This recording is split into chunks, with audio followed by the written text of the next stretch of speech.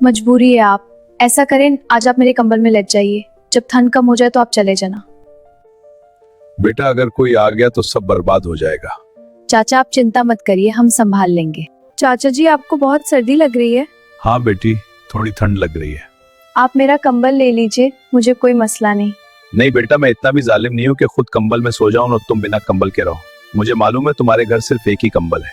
मुझे बिल्कुल अच्छा नहीं लग रहा कि आप ठंड में सो रहे हो। आप मेरे ससुराल से आए हो। कोई बात नहीं बेटा, मैं ठीक हूँ। मजबूरी है आप।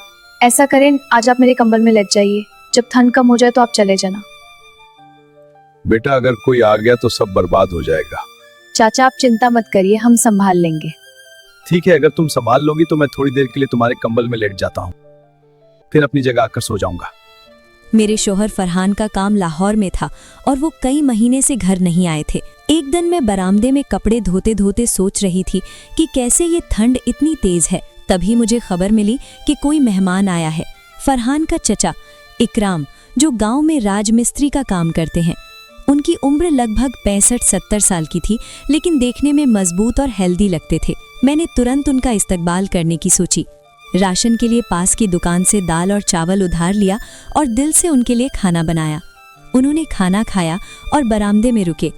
मैं अपने कमरे में चली गई, लेकिन सिर्फ एक ही कंबल था घर में और वो इकराम के लिए बहुत ज़रूरी था। थोड़ी देर में मुझे उनका सर्दी में ठिठुरना सुनाई दिया। मेरा दिल भर गया। मैं सोच रही थी, ये पहली बार मेरी शादी के बाद फरहान का चचा हमारे घर आए हैं और अगर उन्हें ठंड लग गई तो फरहान को क्या कहेंगे। मैंने सोचा कि उनकी मदद करना ज़रूरी है। मैं बरामदे में गई और बोली, बाबूजी आप कंबल लेकर लेट जाइए, मैं पास में बैठ जाऊंगी। उन्होंने मना कर दिया।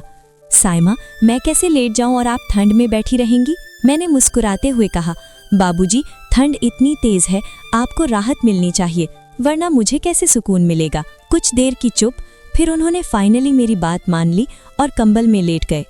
थोड़ी ही देर में उन्हें गर्माहट में सुकून मिल गया और मैं दूसरी तरफ पलटकर चुप हो गई। उस रात में एक अजीब सी हलचल थी, क्योंकि पिछले 5 महीने से फरहान घर नहीं आए थे। मेरा दिल चचा की ठंड और उनकी तकलीफ को देखकर भर गया। हमने सिर्फ एक ही कंबल में सुकून पाया, लेकिन ये एक छुपा हुआ राज बन गया हमारे दिलों में।